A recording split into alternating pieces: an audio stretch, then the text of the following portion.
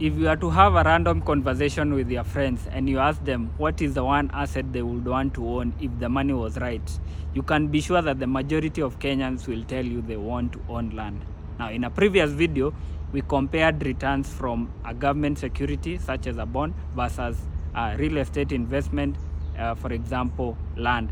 And the net returns on those two assets became a hot topic of conversation because most people had assumed land is always the highest return in assets, partly because of its popularity in Kenya. But why are land investments so popular? Here are 5 reasons. Number 1 is land is an appreciating asset, and with Kenya's rapid urbanization, there is always a story of someone who bought a piece of land for 50,000 and maybe 10 years later it's worth $1 million or even more, even when they have not been utilizing this piece of land. So because of this, and because of the fact that there is no new land being made, now it makes sense for some Kenyans to own a piece of land and hold on to it, even when the piece of land is not generating any income. Number 2 is land is a tangible asset. Unlike most of the other investments that we'll call bonds and money markets and circle deposits, land is tangible. You can feel it. You can go and visit it and see it, fence it. You can use it to, even when you're not building, you can have a party and host your friends there. And because of that, many Kenyans aspire to own something that they can see and call their own.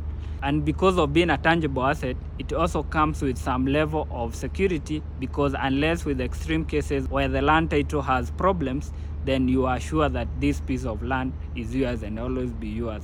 Number 3, there are also cultural attitudes toward land and prestige that are peculiar to Kenyans. There are many Kenyans who hold dear the aspect of owning land, even when that land is not generating any income. That contributes a lot to the popularity of land investments in Kenya. In fact, in some communities, a man is not considered a complete man if they do not own a piece of land or they do not have a title to their name.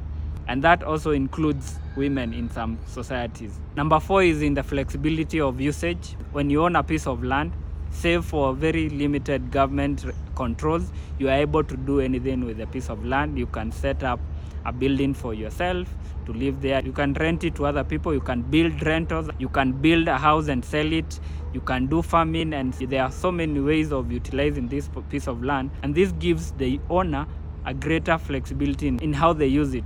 Unlike a business, for example, you cannot open a hotel today and tomorrow you want to turn it into a shop and the next day you want to turn it into a factory. So you may have certain restrictions which will not be applicable to land.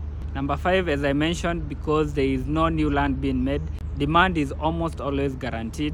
Especially with the urbanization, there are pieces of land that are in far-flung areas today in Nairobi that are now getting demand because people are still looking for homes, and this is partly attributed to the shortage of housing in Kenya. And coupled with that is because many Kenyans consider a house to be a compound with a fence, unlike in some parts of Europe and the US where someone is comfortable living in an apartment. For majority of Kenyans, they always think of a home as a piece of land with a fence that they own, which then means there is always a growing demand for land. Money254.co.ke has written more about the popularity of land investments in Kenya and some of the factors to consider when you are going into real estate. Click on the link provided to learn.